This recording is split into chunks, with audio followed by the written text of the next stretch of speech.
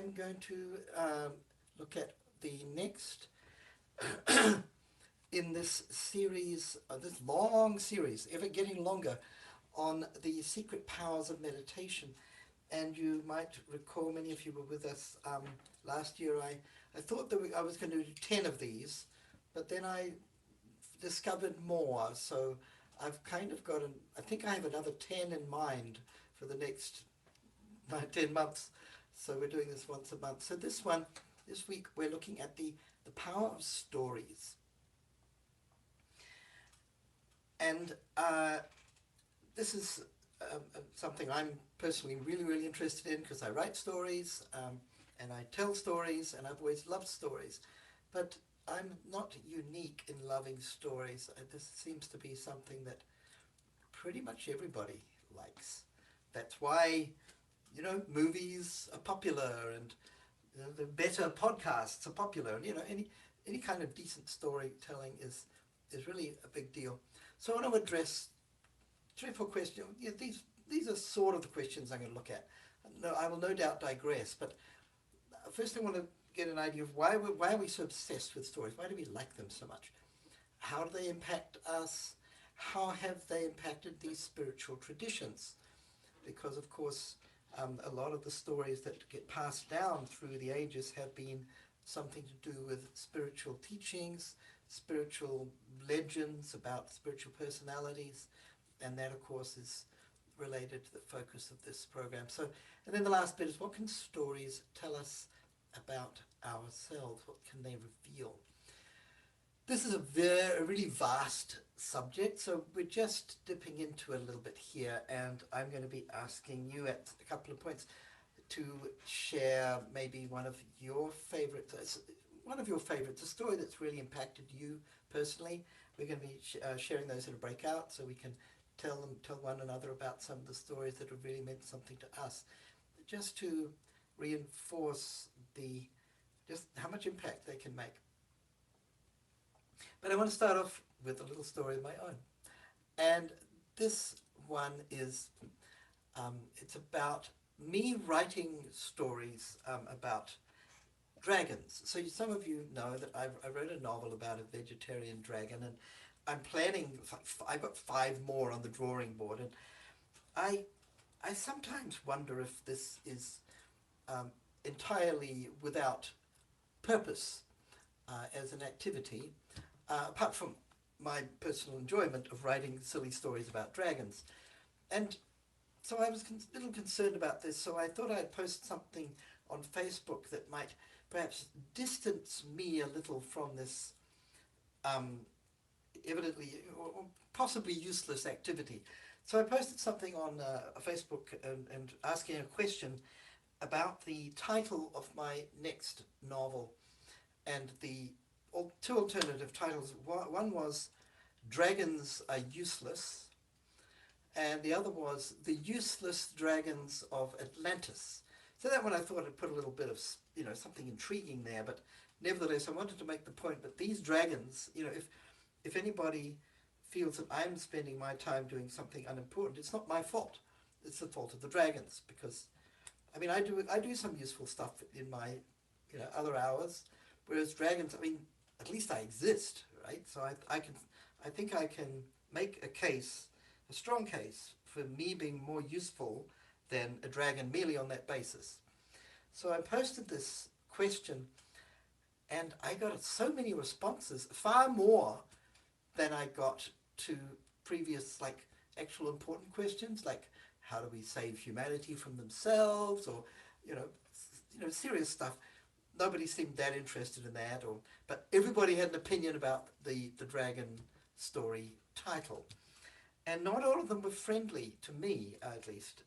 Some of them were taking the part of the dragons, implying that I perhaps had an anti-dragon bias. A lot of people took offense at my seeming criticism of this non-existent species. So I thought this was really strange to see people be responding like this, and I really wondered about that for a little while. So I thought, somehow human beings sometimes get really passionate about completely made up stuff.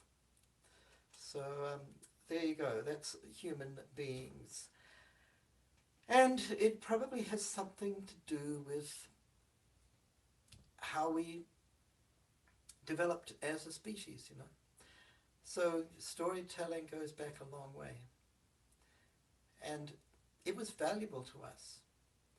You know, this is, of course, a modern setting, but it's a tribal setting. And this kind of storytelling scene is something that has been going on for at least 50,000 years, probably quite a bit longer. Could be 70 or 100,000 years. Human beings have been sitting with their tribe, you know, family and tribal members, telling stories in the evenings. They didn't have TV, they didn't have Netflix, but they had stories.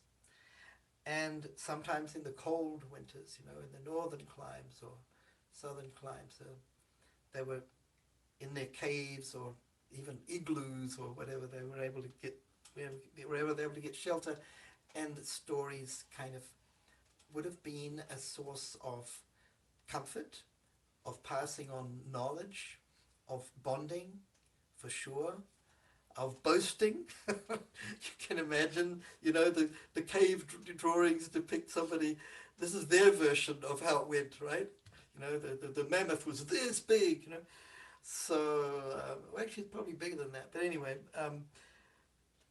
you know, we've been telling stories. They've been an integral part of human culture. You could say virtually the most integral sort of language-based part of our culture for forever, since we've been human. So it's really deeply ingrained. And in more recent eras, we've got this tradition of myths that have been passed down initially orally. So we do have incredible memories when we exercise them, and there are these great mythological traditions. Some of you, well, you'd be familiar with, of course, depending which part of the world you grow up in, there are myths from China and different parts of Africa and the Middle East, and every culture has their myths. And the ones I grew up with, since I grew up in a colony, so New Zealand was a British colony until not that long ago. So all our myths were European. There are a lot of Maori myths, but we didn't learn any of them in school. Now I'm sure they do. There was a big revival of Maori culture in New Zealand, the indigenous culture, but we learned Greek and Roman myths and Norse myths, because they were the myths of my ancestors as an immigrant, or my parents were immigrants, so of my cultural background.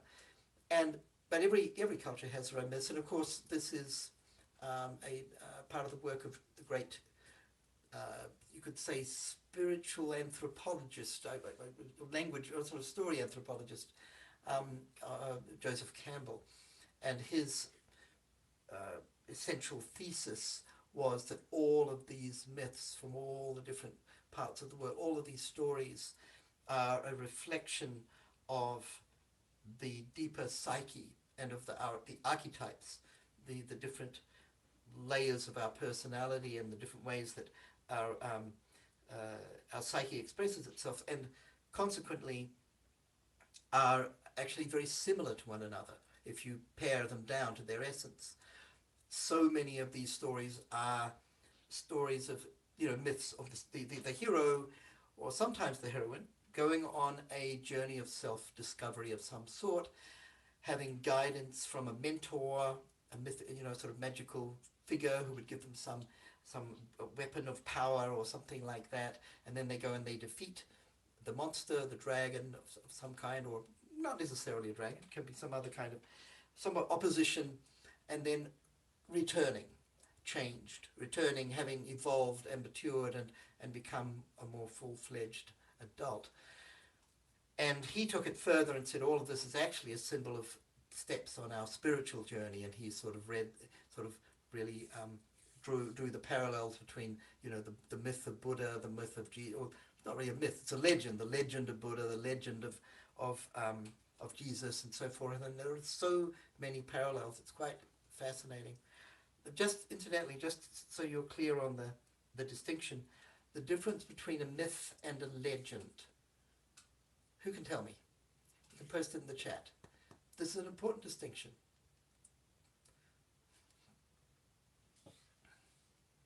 Anybody know the difference between a myth and a legend? You're all well-educated people. I'm sure some of you know this. Nobody going to hazard a guess? I'm going to tell you, unless you're quick, unless I'm not seeing the chat thingy. No? Ah, here we go. All right. Okay, very good. Thank you, Thomas. Precisely. Both, Kailash, your comment was interesting, but it's not actually correct. So myths and legends are both, so they're stories, they're usually they're traditional, but the real difference is that myths are completely made up, they're completely fictional, whereas legends are, as you said, Thomas, based on some sort of historical reality.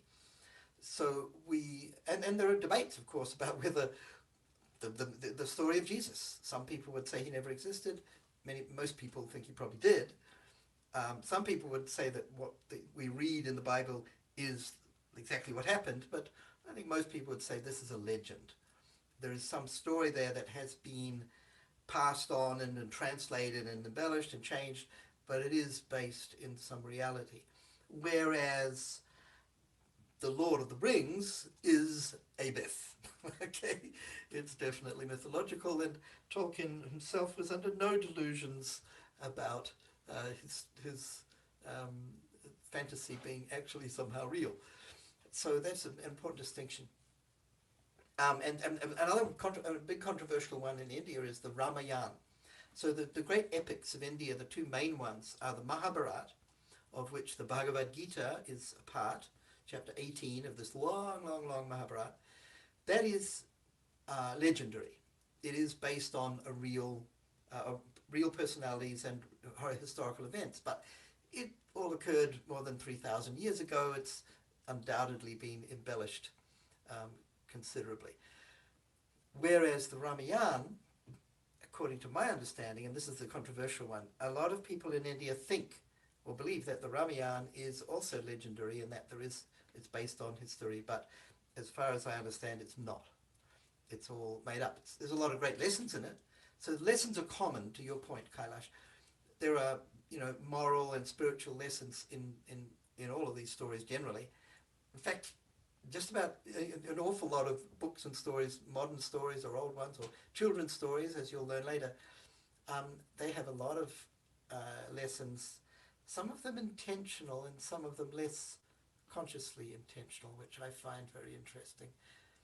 So, I find myself discovering lessons in my own book that I wrote that I didn't consciously intend at all.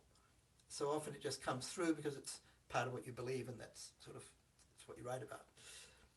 So there's a lot more going on unconsciously than consciously most of the time. So myths are a big deal, and they're very central to spiritual traditions.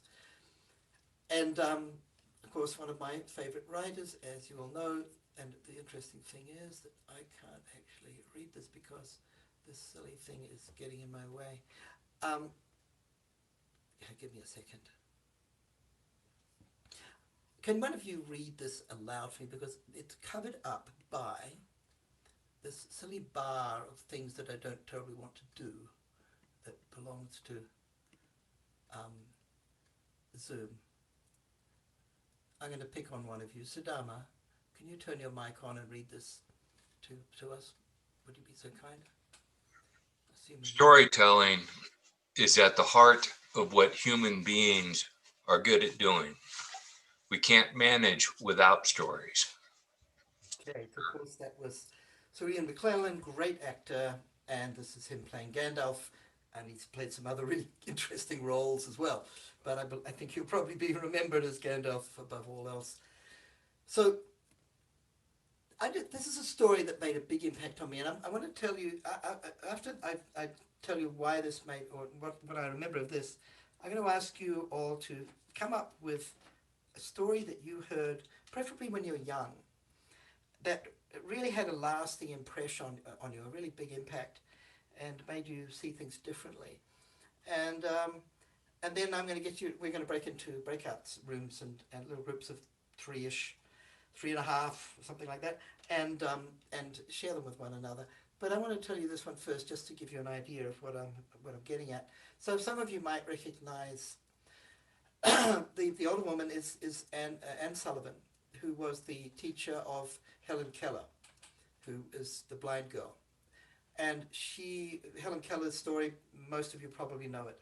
But when I was about, how old was I? I think I might have been about 8 or 9. I believe I would have been 9. Our teacher read us her first book. It was called The Story of My Life. And it's one of the most powerfully moving and inspiring books I've ever read. And I'm so grateful to my teacher, and I don't even remember that teacher's name. But she read us this amazing story. And, you know, to put it short, the short version is that Helen Keller became both blind and deaf when she was very young after an illness. So she was cut off from the world. And there's this whole, she was incredibly talented and you know, very, very highly intelligent, but she was completely frustrated, and she writes about it in her autobiography, that she was so just incredibly frustrated and like would have tantrums, and her parents didn't know what to do to help her. But they found this amazing woman, Anne Sullivan, who was experienced in helping people with disabilities. And the big question, you know, how do you communicate with somebody who cannot see or hear? And she couldn't speak because she'd lost her hearing when she was too young. And the only communication they really had was through touch. So Anne very patiently, took a long time, began to teach her to understand concepts and words by writing on her palm with her finger. And there was this moment where she held Helen's hand under a tap of running water, and then wrote on her hand water, the letters for water. And Helen writes about it. There was this moment when she suddenly realized that there was a connection between what was being written on her hand and the experience of feeling the water. And she said it was like a revelation. Oh my God, I can communicate with the outside world again. Because she had memories of being able to see and hear, but it was from when she was very young. So she knew there was this world, but she was cut off from it. And from there she progressed very rapidly, and it's just such an inspiring story.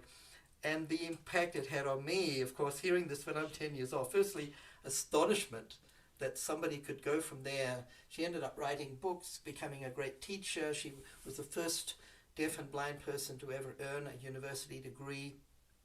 She became a philanthropist, and there's incredible pictures of her with different people. She became friends with Charlie Chaplin and the presidents and all kind of people. So she had an amazing life. But the thing it made me understand was, firstly, okay, she's astonishing that somebody can do this.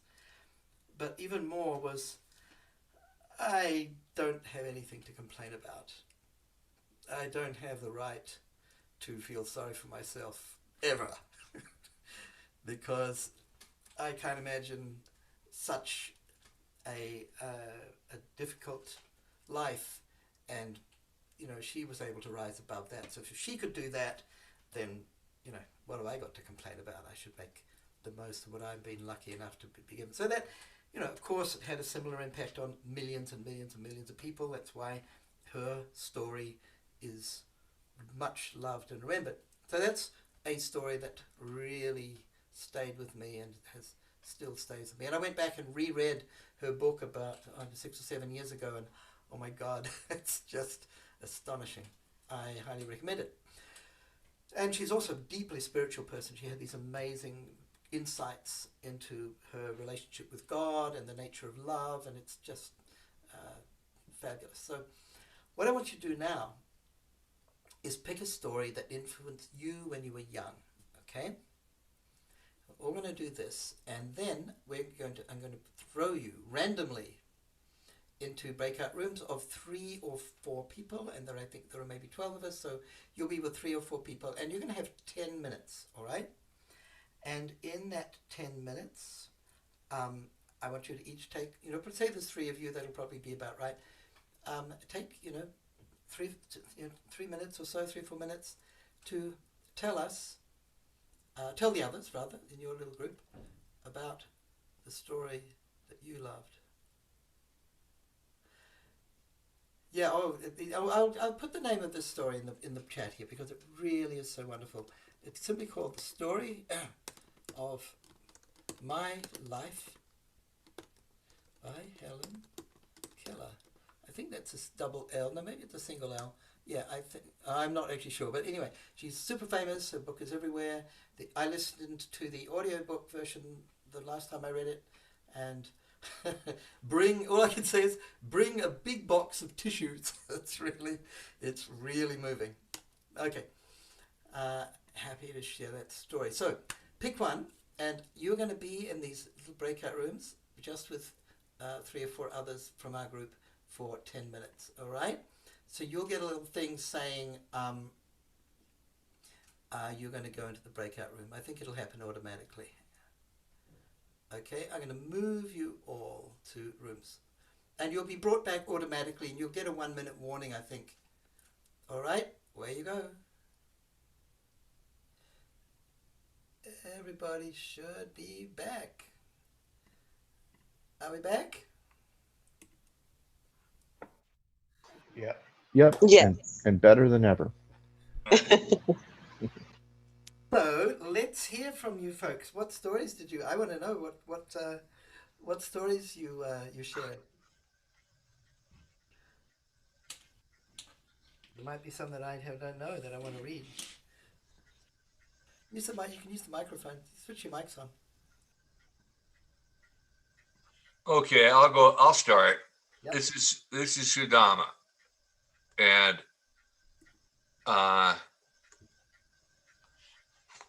this book, I'll tell you what I got out of the breakout session. The story that I heard as a 7-year-old, I believe, was The Secret Garden. Oh. And it wasn't the story so much that I talked about. I remember the story to somewhat, but what I do remember was it was my mother reading to my sister and I a story that took maybe, I'm just going to guess, 6 weeks for her to read us all the way through. And it was a very special thing, like for her to read to us, and her voice and telling the story and imagining, your parents had died from cholera and you live somewhere where you're not liked, and you discover this secret garden, and rebirth occurs. But the part that was interesting, it wasn't the story that I remembered. It was being with my mom and my sister in an enchanted space, having someone tell me a story. Yeah. And it wasn't until we were talking about it that I realized it was being the recipient of a story being told to me by someone who loved me was a treasure. And I think that's why people do tell stories. And that's what I learned through my discussion tonight. Thanks. Yeah, that's incredibly important. That stories are a social glue. They bond us to one another. Yeah. It's a big thing. Cool. Who else would like to share? Deepak? Yeah. Yes. So, Dada, actually, I just want to share with one story. In my college, in my college days, so we have this extracurricular activities. So within our group of 10 to 12 people, 10 to 12, this one was there. A group of us was there. So we made one story within ourselves. Oh, cool. So Yeah, we made we made a story within ourselves. It's like there's a story. There's a boy called Bhutu. Bhutu. Yeah. There's a boy called Bhutu. There's a boy called Bhutu. So he lives in the village. Okay, so he lives in the village, and he was his age was around like 7 to 8 years it's a very young child, 7 to 8 years of 8 years old. So what happened is like his parents was also like in not in that in like well, in the villages, like you know, in the villages, you don't have the good schools, but you are surrounded by all these greeneries, all these natural things, all these natural things, greeneries, and everything. So you got the natural, all these things in villages. But the thing is that he was also like, and he liked his village very much. The core thing is about this, like the boy, the child is very much like he like his village very much, like he's affectionate with but his parents was worried about his education, because in village you see you don't get the good education in the villages rather than in cities you get the very good schools you have, and very good in better education, better healthcare, everything is there in the cities. So his parents was worried about him, because if he stays in villages, maybe he don't have the better future. He may shift to the he because he may not have the better future afterwards, rather than if he stays in the city. So his parents were worried. So what they do is like his parents shifted to the place called Kolkata in India. So his parents decided to shift their place in India, in the city. It's called a place called Kolkata. So what happened to this boy is like he was put in the good school in Kolkata. But the thing is, but the in the English medium school he was put, because in the villages you see there's a native language, all this local language used to be there. You don't get English medium schools in this one. No, and his parents was worried about his parents wants to put him in the English medium school, so he was put in the English medium school in the city, and so he was put in the English medium school. And what happened is like this boy didn't get cope up with with the city boys, because he can't speak English. He was kind of backward. He couldn't cope up with this, and he was bullied. The boy was bullied. The boy was bullied. This boy was bullied by the city class friends, because he was backward. He couldn't speak English, and he was like he can't make friends in his class. And rather than in the villages you see he got a lot of friends. He was liked by his friends. And the village people, they are very much uh, simple, free minded. They make friends very much. But in city, this couldn't make friends in his own class. He was bullied. So what happened is like what happened, he cried, and he begged to his parents, like, I don't want to stay here, I don't want to stay in Goa, I don't want to stay in the city, I just want to go back to my native village. I can't, these peoples are very uh, they always, my friends are always bullying me. I don't want to stay in this, I don't want to stay in city. I'm bullied with my, I can't stay, I want to go back to my village. He cried and cried, he just cried. And what happened to him is like, even like so one day what he did, what because he was bullied in this class, he don't want to go, he don't want to go to his own school. So he just bunked his school. So what he discovered, like, he went to the park. So he met one friend. Okay, his kind of creative, his kind of friend is kind of the friend is kind of like, it's kind of he made one friend. Okay, so it's kind of ghost friend. So what happened to him is like, yeah, he kind of, in the park he met. Okay, so he said, the ghost friend asked me, why you are so, Bhutu, what happened to you, why you are so much sad, what happened to you, why you are sad, why do you want to, why you are crying, why you want to why you came here alone. So what happened is like, the so he cried to his friend and he said, I don't want, because my parents put me here in the English medium school. I can't make friends, and even I was bullied. I don't want to. I want to go back to my village. He said, no, no, no, Bhutu, don't do like this. So what happened? I just want to sum up with like very, this one is like like the boy got some supernatural powers. Yeah, the guy the boy got some supernatural powers. He could meet with friend. He got a friend in the park. It's kind of ghost. So the boy got some supernatural powers, and even what happened is like the boy just scared this. He just went again. He got some kind of backing from this kind of ghost. So he just told him that you go to your school. You go to your school and make friends.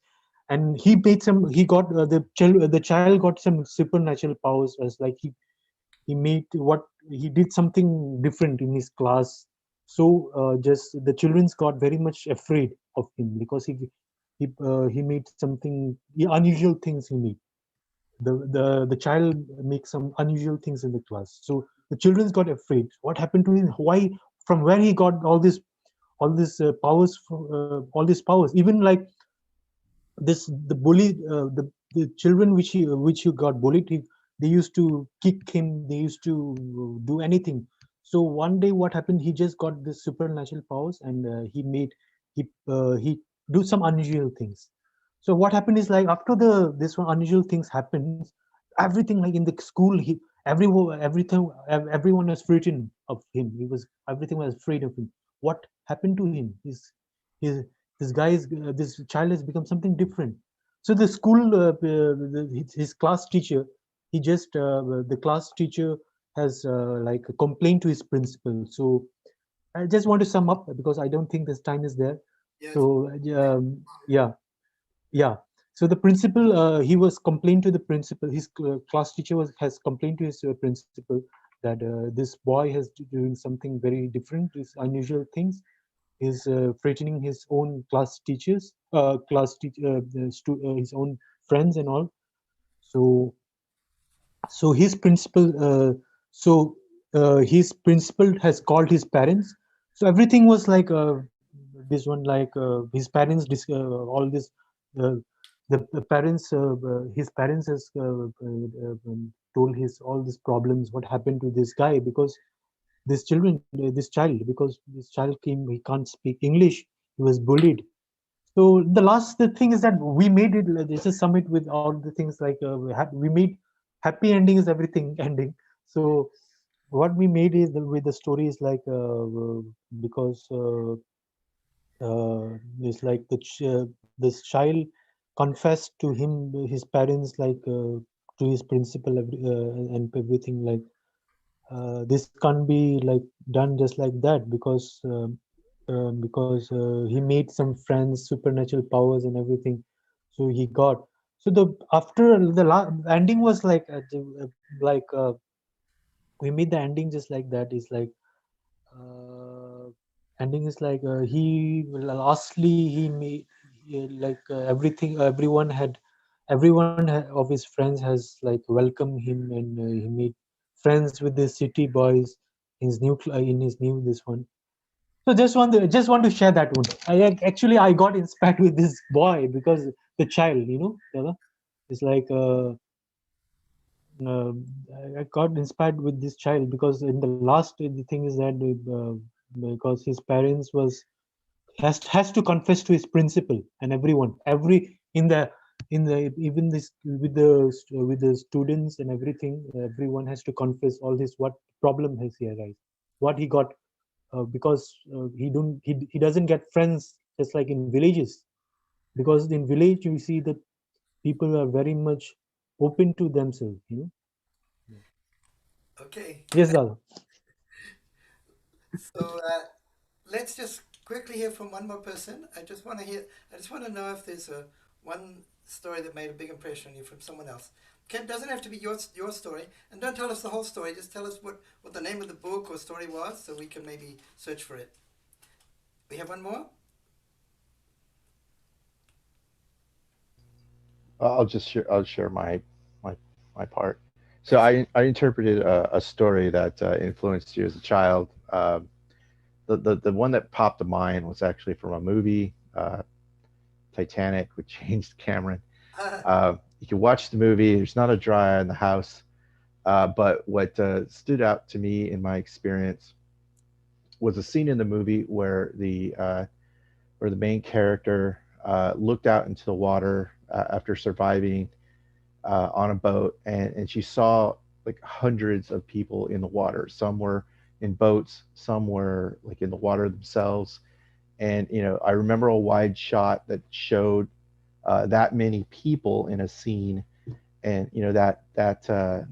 and I had a realization at watching it was that she was pretty young. I was a little younger watching it, but I think she was like 18, and I think that incident happened in like 1911.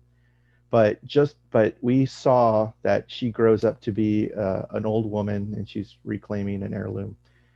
But just around the corner from that year is World War One, Right. which had a lot of tragedies for people her age at the time, Oh, as yeah. well as a different kind of warfare and such. And then if you go a little further, you'd have the Great Depression.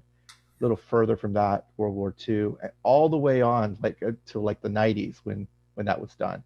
And it occurred to me that this scene that she's seen of hundreds of people suffering is going to repeat in her life roughly every 10 years Wow. for that century. Mhm. So so I was driven to tears thinking about that, and I know other people were involved with the story, but for the purpose of this conversation, a great story can have multiple interpretations, but still kind of invoke the same kind of reactions. Well, that's really interesting because what it tells us, of course, is that every that one story isn't just one story, because every person who hears that story has a different experience of it. Mhm. So, yeah, you saw Titanic. That was the way that you experienced it. Every other person who saw it has a unique experience of it. So stories are really yeah, they're much more complex than we imagine, or their impact is much more varied and far-reaching than we imagine. And there are literally thousands of stories of people who've been influenced by stories and that they've really changed their lives. So I want to go on to a little bit something a little different here. Okay, so there's stories. There stories have often have a big impact on us that can last many years and remain with us. I just want to look a little bit at what's actually happening in our brains during storytelling because um, there's I usually bring this perspective in these sessions where we'll take something that's been with us for a long time. Remember last year we started with just breathing or silence or sound and the impact they have on us, and then just a little quick look at what's actually happening neurologically or what's happening from a research or science perspective. So this is just a snapshot of just what some of the things that happen in the brain when we're listening to an engaging story. So there are kind of four ways that it affects us. The way that this is told. This could be interpreted somewhat differently, but yeah, there's something called neural coupling, which is sort of connecting with the author or the person reading it. Um, Mirroring, again, imitating. Well, that's more it can be with the characters as well. We identify with the characters. Dopamine is the physiological effect, and how it when we listen to a story that we enjoy and we respond to it emotionally, that triggers dopamine, which actually means we remember the story more. So it's like when you're bored in class, or you're at school and you're in a class and the teacher's telling something. It's not a story, okay? It's a bunch of information, and you get bored. You don't remember it. But if your teacher's a bit more creative, or they've been better trained or whatever, they're able to fold that information into a story that you can identify with emotionally.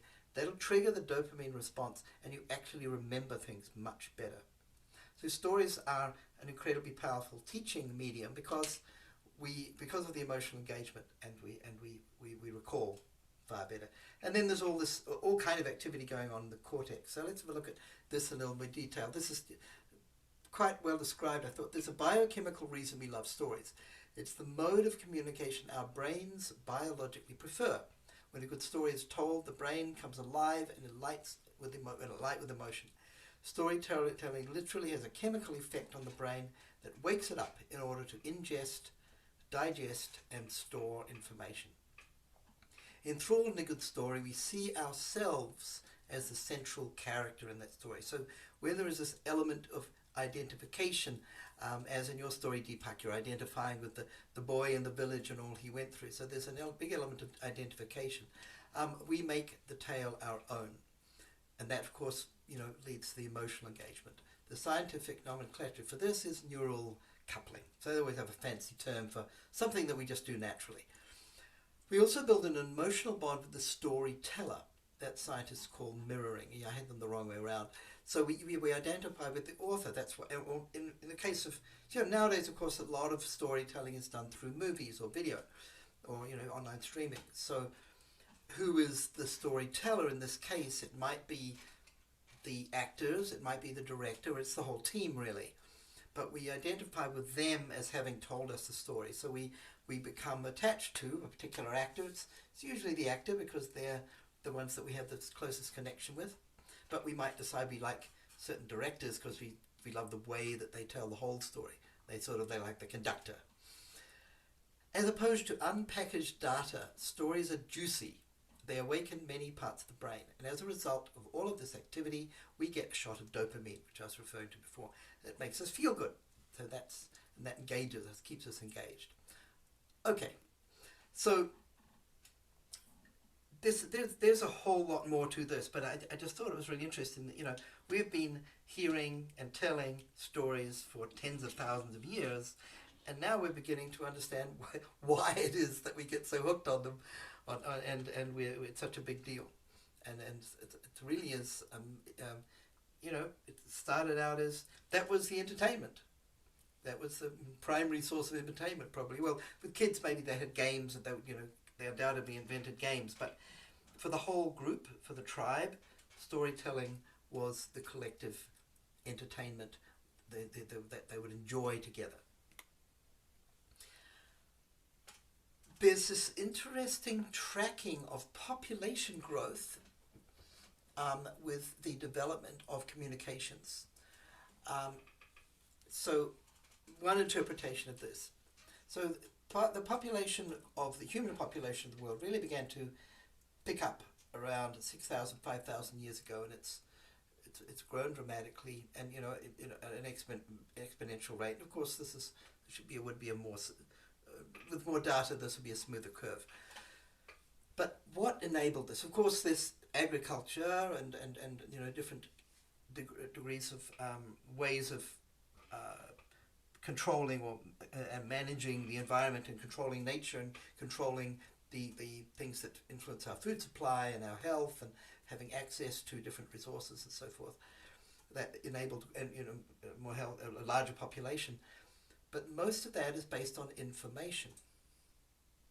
And for a long time, most information, most learning, how do you heal somebody when they get sick? How do you fight off a particular type of threat, or how do you know when to plant the crops? And so all this information was passed on primarily through stories. So it became an enabler. And once they started writing that down, then we began to develop this memory of information, this library of information, and we began learning, and this knowledge gave us control over our environment and enabled us to become, take over basically the planet. And that was all enabled by language and storytelling. And of course, it gets more and more sophisticated. And now we're in this era where we have too much information, actually. And stories now serve a somewhat different function, which is organizing the information or contextualizing it. We'll look at that in a little bit more. Yeah, so like this is a great quote. The human species thinks in metaphors and learns through stories, okay? We think in metaphors and learn through stories. So it's not like we just, a big pile of information is not really useful to us. We need something to compare it to. That's what metaphors are for. And stories, again, it's creating context around that information. This is, we've got this avalanche of information now, of data, and it's unimaginable how the quantity of information, even in just one field. Now the big challenge is to make it useful, and a lot of that is done through stories. So we're literally drowning in data, and story helps us to find the signal through the noise. In other words, we find meaning amidst that data.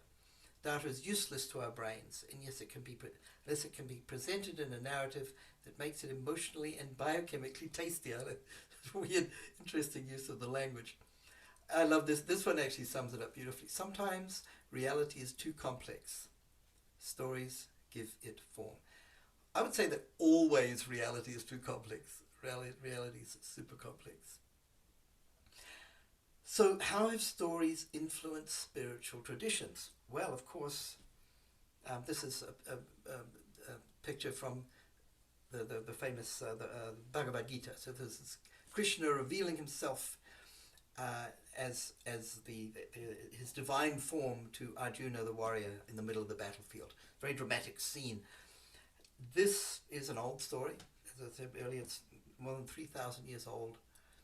And this has shaped the values and worldview of a major part of the world for centuries. So stories pass on spiritual knowledge and information and ideas. And this, when I'm learning about spiritual philosophy, I learn it because it helps me to understand the world and reality and my mind and so forth. But it's actually the stories that really engage me. Chaitanya Mahaprabhu, another great story. He was the inventor of kirtan, effectively. Lived about, I think only 400 years ago? It's fairly recent. So again, another great set of stories. The Teresa of Avila, it's an incredible Catholic saint. The stories about her are pretty amazing. Her books are really interesting. Vivekananda, who brought yoga to the West. There's stories around all these different spiritual personalities, and that's what passes on the tradition. It's the stories that embody the values and the kind of behavior that these spiritual figures are encouraging us to model. Now I want to tell you a children's story. How many of you have know this story, Harold and the Purple Crayon? Tell us in the chat, I'm curious. I heard this when I was very young. I guess my mum might have read it to me, or she might have given me the book. Anyone familiar with Harold and the Purple Crayon? Okay, it's a pretty cool story, and I'm gonna read you the story with the pictures, all right? And what I'm gonna do then is come back and see what you think. Well, what's it really about? All right.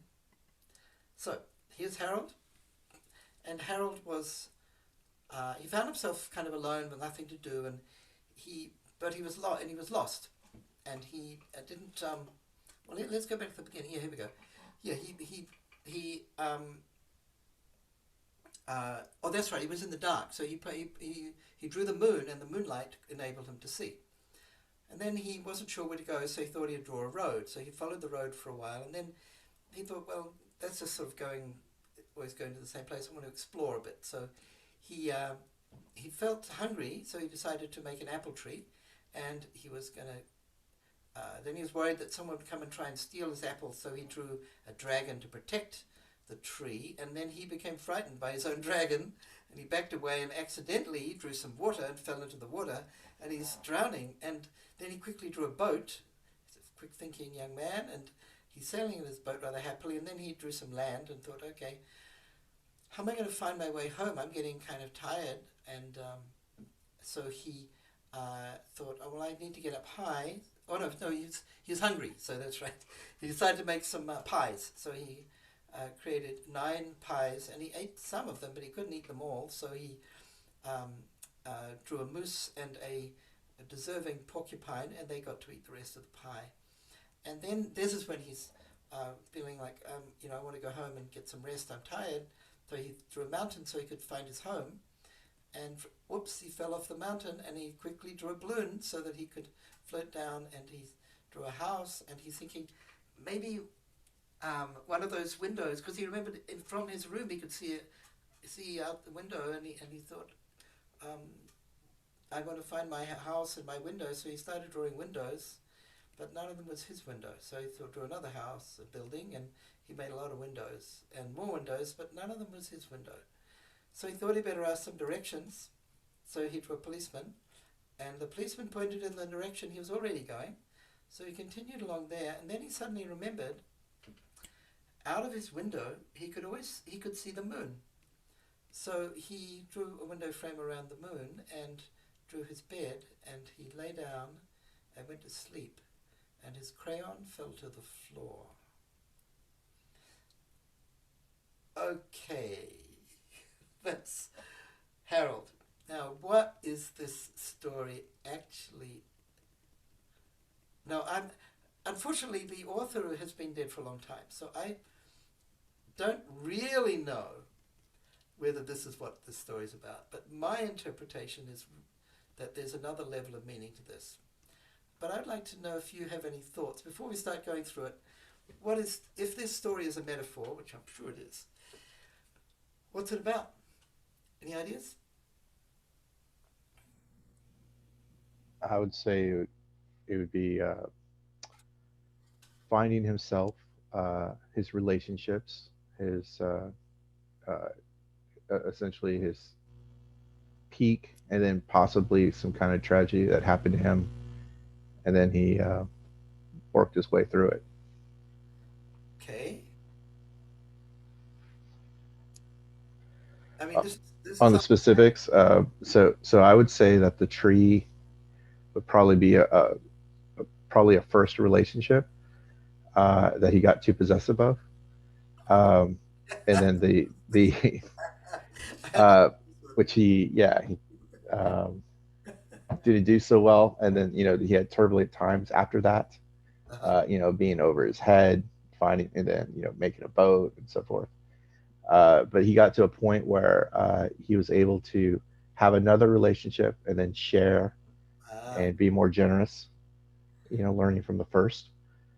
And then when he drew windows in a city, he learned to open himself up, but at the same time decided to focus himself, and that's when he got directions.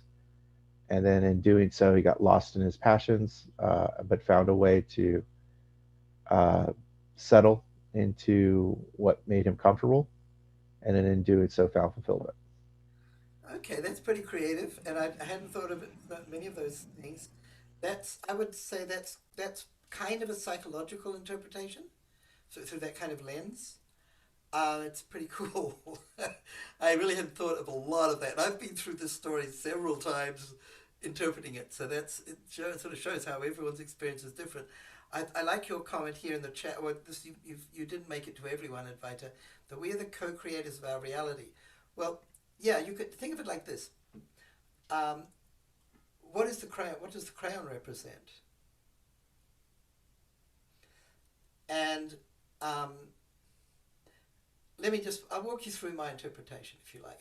And feel free to interject, because this is just what my worldview just happens to go this way. So my thought is that the crayon is the mind. So he's creating reality with his mind. And so he comes to the tree. Okay, we come up with, and there's going to be overlap with what you were just saying. We create a lot of our own fears, they're self-created, right? We have phobias and all these things because of stuff that we invent.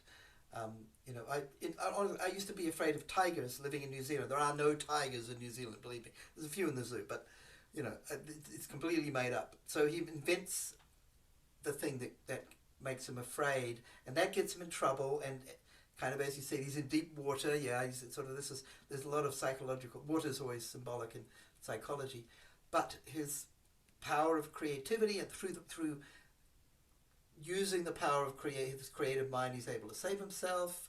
So that's interesting. Oh, interesting. The crayons, the hands, the extension of our hearts. Yeah, maybe. That's cool. Yeah, it's creative. Yeah, that's cool. And then there was something interesting here, I thought, where he made the pie, right?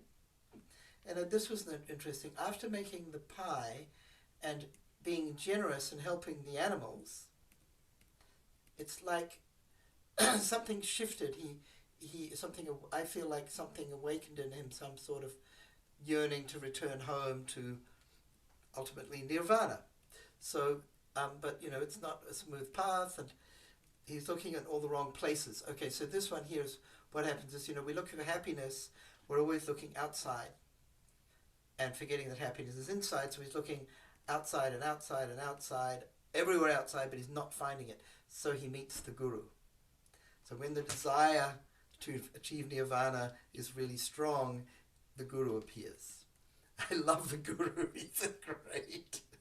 And the guru is pointing in the direction he is going already, which I think is significant.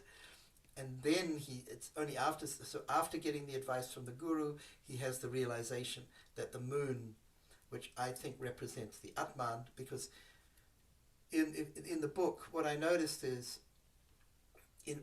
throughout the book, there are only 3 things that appear in virtually every frame. There's Harold, the body, there's his crayon, his mind, and the moon represents his spirit, or the Atman, which he's seeking. And he realizes that nirvana is to be found back at home with the moon, and then when we let go of the mind, we are free. So he lets go of the crayon. That's the only frame where he's not holding the crayon. So there you go. That's my sort of my when it clicked, you know, after having read the book when I was 6 or whatever, and then rereading it when I was 46, or older, I think, I sort of thought, oh my God, this book is like, it's about the path of Dharma. It's amazing. Now, I have no idea whether or not the author was consciously doing that. And as I said, he's not alive, so I can't ask him, but who knows. But I thought that was pretty fun with Harold. Who cares? Yeah, Luke cares about his story because he wouldn't exist without it. I just want to finish up with some books, spiritual books that made a huge impression on me, and they're all storybooks. One of the first spiritual books I read was, of course, Autobiography of a Yogi. Yeah, the children's book. I tell you, I have a collection of children's books. Just to go back to Harold. And a lot of the children's books that I have, of course I select them partly for this reason. Well, I select them for the pictures also because I love illustration, children's book illustration. Some of it is magnificent.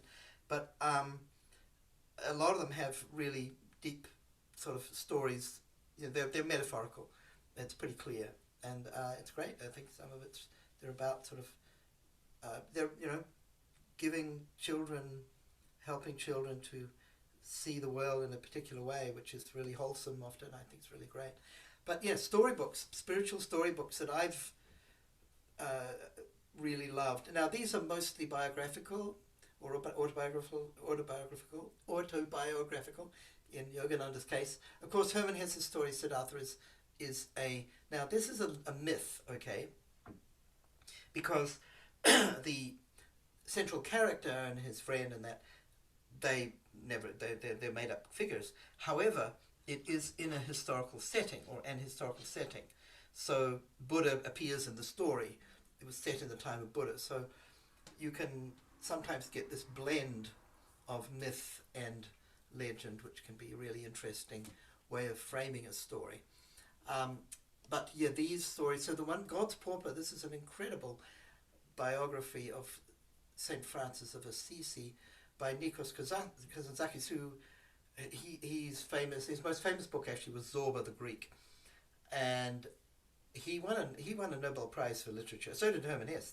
These are like serious writers. They're like some of the best writers in history, and they really know how to tell stories. And there's another three that I really loved. I just wanted to share with you. One is The Way of a Pilgrim. Now I mentioned that recently in one of our sessions.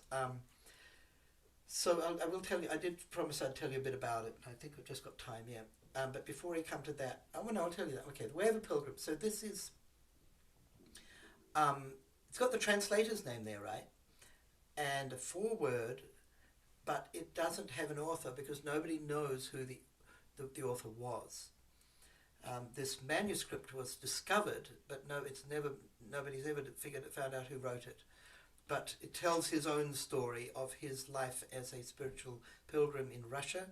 He's a Russian Orthodox saint, effectively, and he was using this Christian prayer as a mantra and repeating it like thousands of times, and it gave him all kinds of miraculous divine experiences. And it's a very short book, and they found another manuscript, and then they put it, The Pilgrim Continues on His Way, that was discovered later because it wasn't in the original book that I read. But that's a great read, and it's really short. It'll really inspire you to use your mantra. I tell you what, that was the big impression it had on me. Life of Milarepa, this is like a fantastic adventure story of a great Tibetan yogi, Milarepa, and it's significant in terms of the historic. So this is also, it's legendary. There are some parts of Milarepa's story, the way that it's told, that are pretty fantastic. So you have to say this is a mixture of, truth and fiction. But he was a real character, and in fact, in this particular edition, he was famous for building these towers out of stone, and his guru kind of ordered him to go and build all these towers, and it was like this terrible hardship and great labor that he did in order to earn the right to be initiated into tantric meditation. And he was a very key historical figure because his guru Mapa learned from Naropa, who learned from Tilopa. So these Tilopa and Naropa were Indian yogis, and they were tantric yogis.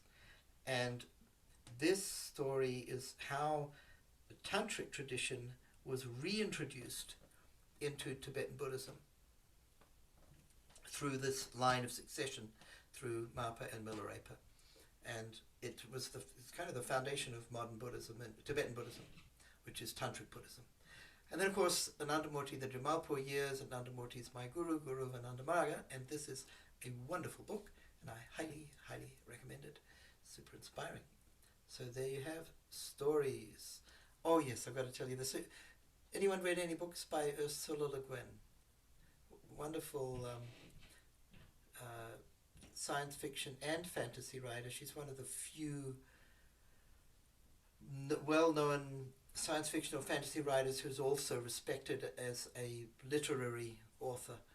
And she died recently. She was wonderful. She was Canadian, French-Canadian. So she says, it's a story from Rumpelstiltskin to War and Peace. It was one of the basic tools invented by the human mind for the purpose of understanding. There have been great societies that did not use the wheel, but there have been no societies that did not tell stories. Ursula Le Guin, great storyteller.